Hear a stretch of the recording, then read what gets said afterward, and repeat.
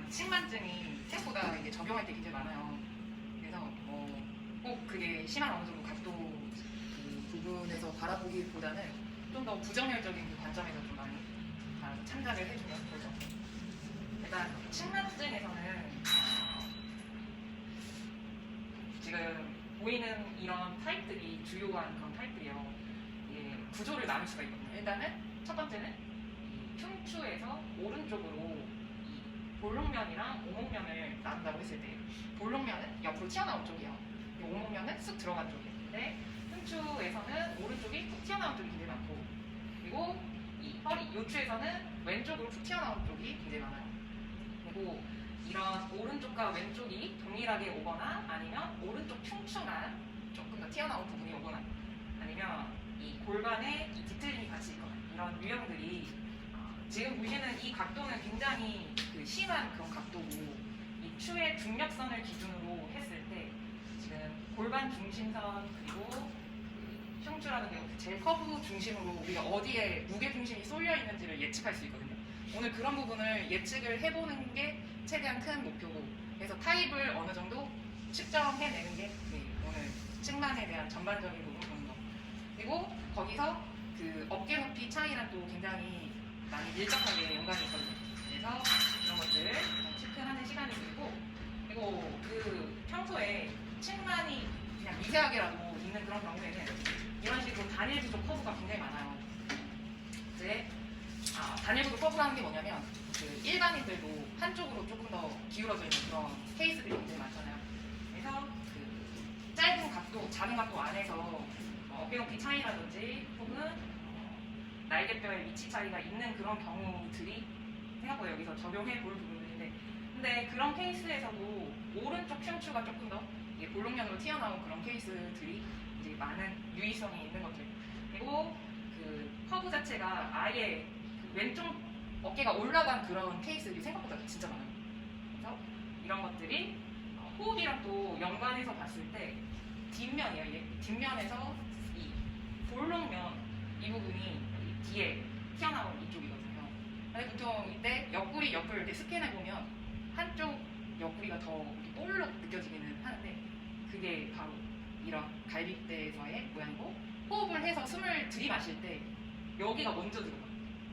그래서 이쪽은 상대적으로 호흡이 덜 가고 움직임이 거의 없다고 보면 돼요. 움직임이라는 건 공기가 들이마실 때 그 갈비뼈 사이가 확장이 돼야 되거든요. 그런 움직임을 측만증에서는 굉장히 유의 깊게 호흡을 통해서 그 방식으로 치료를 하거든요. 치료를 한다, 운동을 한다, 다 그런 컨셉의 일환이니까 일단은 이런 모양을 좀 잘 봐주시면 되죠.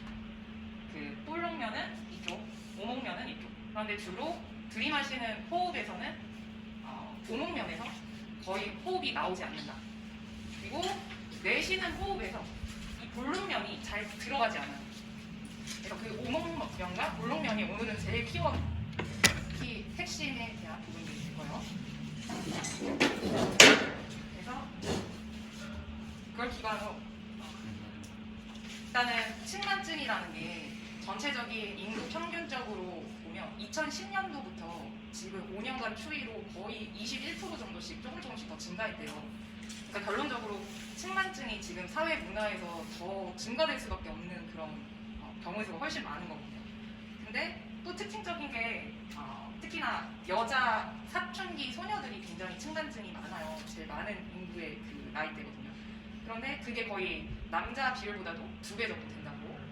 그래서 그 인구 수치 정법으로 추산해 보면 한 7만 명 이상이 거의 여자분들이고, 그리고 거의 한 4만 명 이하가 남자분들, 그런 정도의 비율이 커서 일단은 그 여학생들이 특히나 많고, 그 측만증을 체크하는 가장 흔한 방식이 뭐냐면 아담스 테스트라고, 예전에도 계속 숙이는 거 보면서 어디가 더 돌아갔는지 더 튀어나왔는지 그런 부분의 유무를 봤거든요. 오늘 볼 거는 머리부터 발끝까지 한번 쫙 스캔해서 그런 것들을 종합적으로 빨리 유추해서 바로 호흡이랑 측만증의 운동 방식을 차용해서 그걸 적용을 해보는 거 가볼 건데, 아담스 테스트는 너무 이 부분이 빼놓을 수 없는 간단한 우리가 그 관찰이자 검사 방법이라서 이거 하나랑, 그리고 엑스레이를 보통 굉장히 측만증에서는 되게 주의 깊게 그 피부 벡터로 보긴 하는데, 우리 엑스레이를 지금 판독을 할 수 있는 그런 여력은 안 되긴 하니까 그 엑스레이도 빼고, 그리고 팔 뒤로 닫기 이 테스트 같이 할 거고,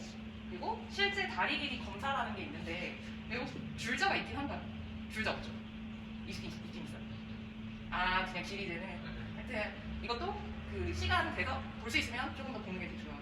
다리 길이 차이가 실질적으로 나면 이건 그 신발 높이 조정을 해야 돼요. 깔창이나 뭐 그런 것들 등등.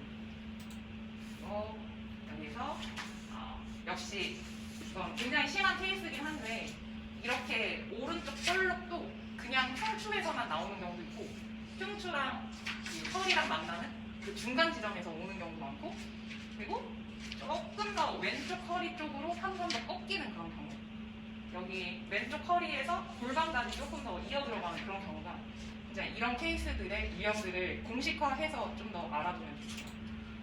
그래서 이 만곡 유형 자체가 여기서는 그냥 참고만 하면 좋긴 한데 대부분 중학생 나이대에 대부분 층만 고정이 돼서 많이 변형이 된 시점으로부터 성인기에 이르기까지 어느 정도 계속 그걸 고쳐주지 않으면 더 유지되거나 심해지는 그런 부분들의 비율이 커요.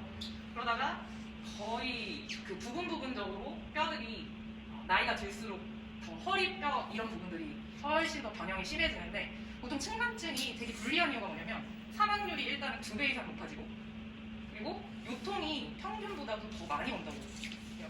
근데 그 요통이 많이 올 수 있는 이유가 이제 뼈에서 돌아가는 비율 중에 허리에서 한 3도 정도만 돌아가도 그게 디스크를 눌러서 압박시키거나 신경을 눌리는 그 비율이 굉장히 커서 그런 메커니즘으로 조금 층간은 요통 비율을 굉장히 높이기 때문에 이게 꼭 층간이 아니더라도 평소에 그 허리 돌아가는 회전율이 높으신 분들은 꼭 이런 부분 적용돼서 도움이 많이 될 수 있도록 기억을 해주시면 좋을 것 같아요.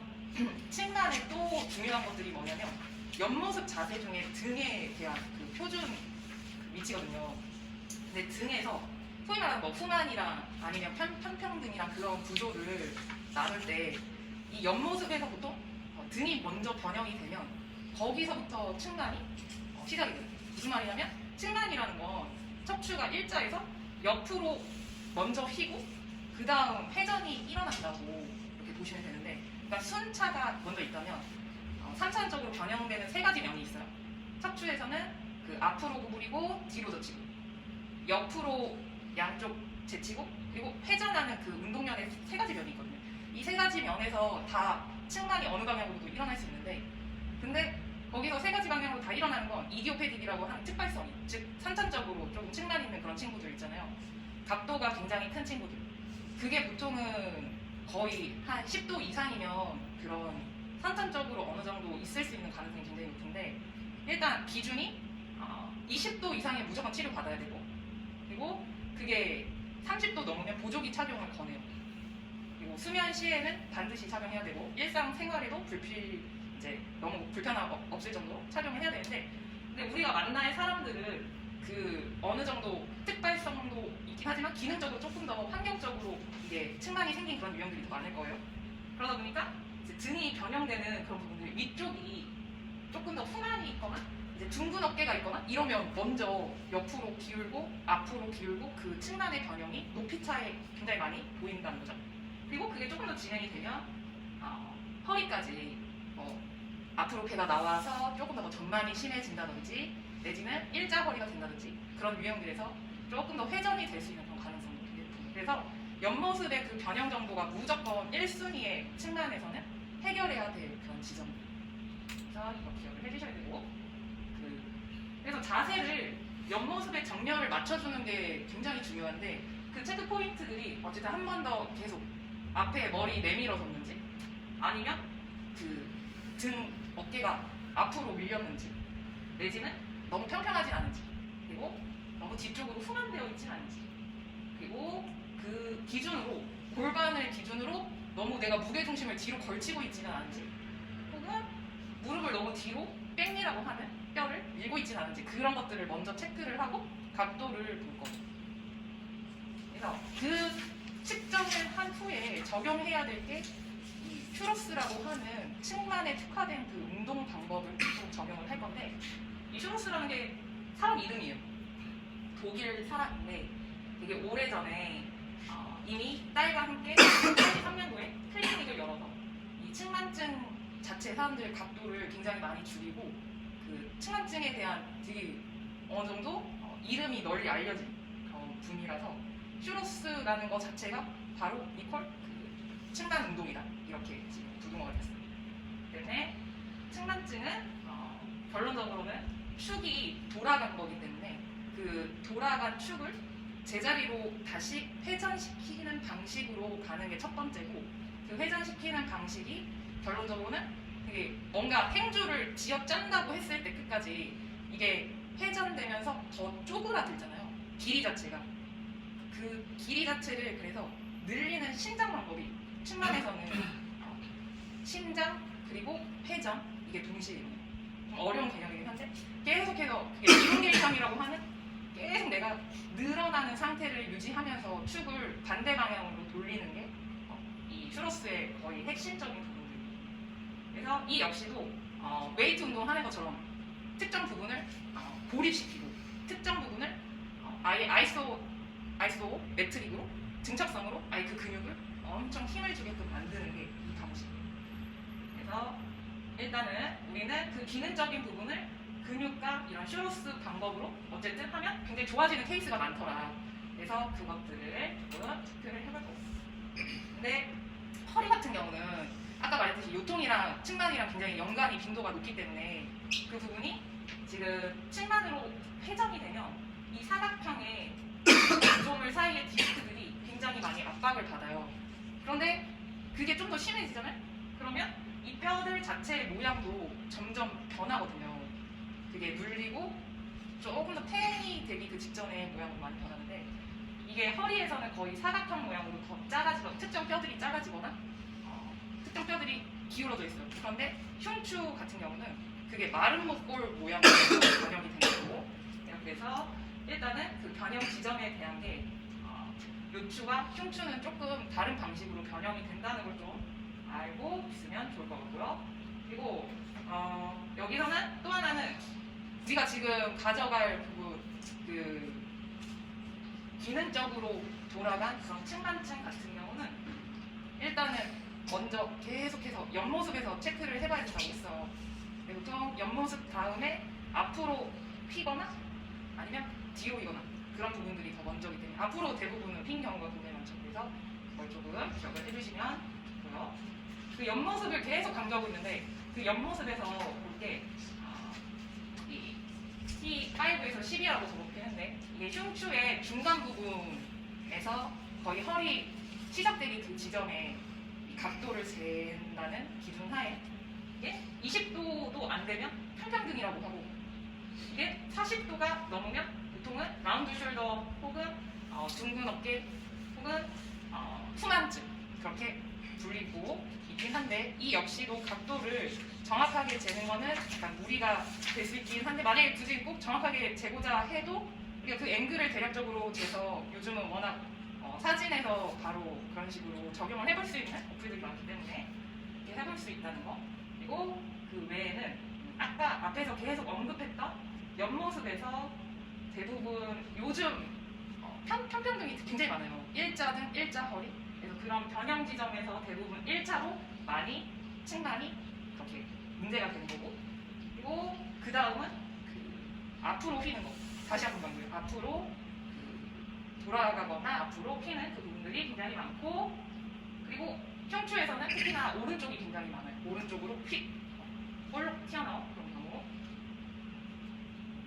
그래서 이 기본 개념은 제가 계속해서 한 축이 돌아가면 그러면 다른 축이 또 보상을 하려고 또 돌아간다는 그런 개념이거든요. 그러니까 보상의 개념이 측면에서는 굉장히 많이 쓰이는 부분이다 보니까 우리는 그걸 계속 연쇄적으로 다른 관절들을 좀 보는 방식을 계속 캐치를 할 거고 그리고 이건 그 엑스레이 사진 중에서 그 측만을 분류하는 그 방식을 보는 거예요. 근데 이걸 보는 이유가 뭐냐면 어느 쪽에 결국 무게중심을 더 싣고 있는지가 되게 관건이거든요. 측만의 핵심은 결론적으로 한쪽으로 기울어져 있어서 동등하지가 않아요. 무게중심에 대한 부분을 어느 정도 맞춰주는 게 굉장히 중요한 포인트긴 한데 그 중에 하나가 우리는 그 TP점이라고 하는 곳을 찾아야 돼요. TP가 뭐냐면 무게중심이 변환되는 그런 지점을 찾는 거예요. 근데 무게중심의 변환 지점을 찾으려면 일단은 커브가 제일 큰 한 부분을 찾아야 되고, 그리고 그 다음 보상이 있는지에 대한 여부의 그 지점을 찾아야 돼요. 거기서 그 뼈 판독을 할 수가 없기 때문에 그 부분에서 중간으로 오는 가로기가 TP점이긴 한데, 우리가 그 사용할 수 있는 방식은 이 블락이라고 하는 부분을 최대한 그 아담스 테스트로 어느 부분이 제일 많이 휘었는지 그 부분을 보고, 허리나 골반에서 그 유무를 보면서 어느 쪽이 훨씬 더 많이 실릴 수 있는가에 대한 예측을 좀 해볼 거고, 그리고 이거는 그 일단 골반을 맞추는 그 순서예요. 그래서 이 골반 맞추는 순서랑 그 스와스 근육이라고 하는 고관절 굴복근, 대요근, 장요근 기억나나요? 대요근, 장요근이 그 액션 자체가 대각선으로 역시 그때 흉쇄 유돌근처럼 그런 부분에 회전을 조금 더 유발할 수 있다고 했는데 혹시 기억나세요? 자, 그러면 여기서 여기서 선생님은 이 오른쪽 만약에 대요근, 장요근이 수축을 하면 어느 쪽으로 돌릴까요? 허리를? 허리 관점에서 말고 그 뼈 관점에서. 요추 관점. 네. 요추에서. 자, 생각해봐요.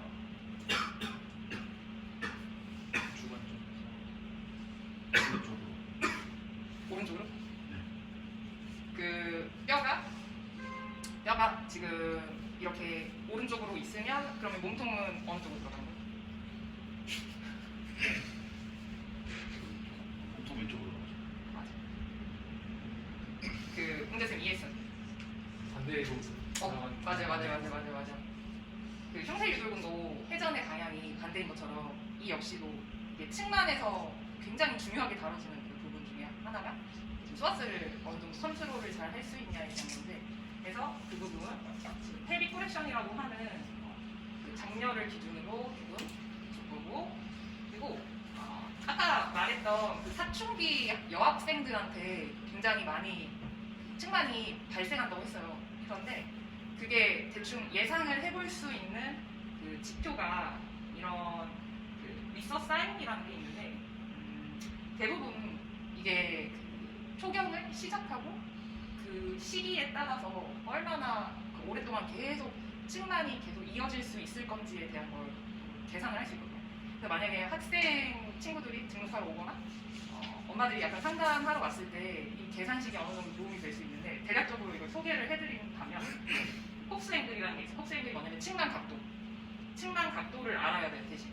그리고 거기에 그 3 곱하기 리서 사인에 대한 그 부분이 계산이 되어야 되는데, 이게 그 나이대가 만약에 초경 이전이면 빵이고, 그리고 그 그레이드 1이 초기인데 6개월 이하예요. 6개월 이하면 1이고, 그리고 시작한 지 한 6개월 정도 그 근간이다 이러면 2고, 그래서 12개월, 2년 이상 이런 식으로 있는데, 근데 조금 2년 이상 다 넘으면 20살 만약에 넘어가면 다 그레이드 4라고 봐야 되고, 그래서 이걸 4 곱하기 3 해서 그걸 지금 나이랑 나누는 거죠. 그래서 이 값이 우리가 지금 얼마나 더 진행할 수 있냐에 대한 지표거든요.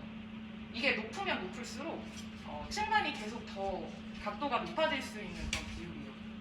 그래서 이게 그 시기에 뭐 어떤 보조기를 조금이라도 착용하는 게 도움이 될지에 대한 여부도 좀 상담을 해줄 수 있고, 진행이 만약에 계속 된다면 좀 잡아주는 게 되게 중요하긴 하니까 도구를 어떻게 쓸지에 대한 거 좀 가늠을 해볼 수 있어서 이런 게 있다 좀 봐주시면 좋고, 이게 또 이 엑스레이에서 보면 이것도 그냥 상식으로 알고 있으면 너무 좋은 건데, 이게 성장판을 볼 때 엑스레이의 그 장골이라고 하는 그 뼈 부분, 엑스레이는 지금 여기 보면 여기는 좀 선명하지 않은데, 이 부분에 하얗게 그런 그 선이 이렇게 이어져 가지 않고 반만 있거나 아니면 조금 더 3분의 1만 있거나 이런 경우들이 있어요. 그게 성장판이 다 닫히지 않은 그런 부분을 가늠해 볼 수 있거든요. 제가 아까 본 것처럼 이게 0, 이 상태에서는 아예 우리 지금 킥할 수 있는 가능성이 너무 높은 거고, 그리고 이게 점점 이 까만색, 아니 하얀색 자체가 조금 더 없어지면 없어질수록 까만 그 바탕이 엑스레이처럼 되면 될수록 그 부분은 그냥 성장판 다 닫힌 거다. 약간 이런 식으로 볼 수 있어요. 그래서 엑스레이의 판독 같은 그런 경우에서는 어느 정도 관절의 끝단이라든지 특히나 장골이라고 하는 이 부분의 지표가 좀 더 킥할 수 있는 가능성, 그리고 그러면 동일하게 더 몸이 휠 수 있는 그런 측만이 이어질 수 있는 가능성을 좀 볼 수 있는 거죠. 여기까지. 그리고 나머지는 이제 계속 실습해서 볼 건데 아까 말한 주요 그 측만증을 컨트롤해야 되는 그 지표의 근육들을 조금 보면서 이제 더 체크해볼 거 체크해보고 바로 적용해보고 그런 식으로 가보겠습니다. 잠깐 쉬고 7시 5분에 다시 시작을 해볼게요.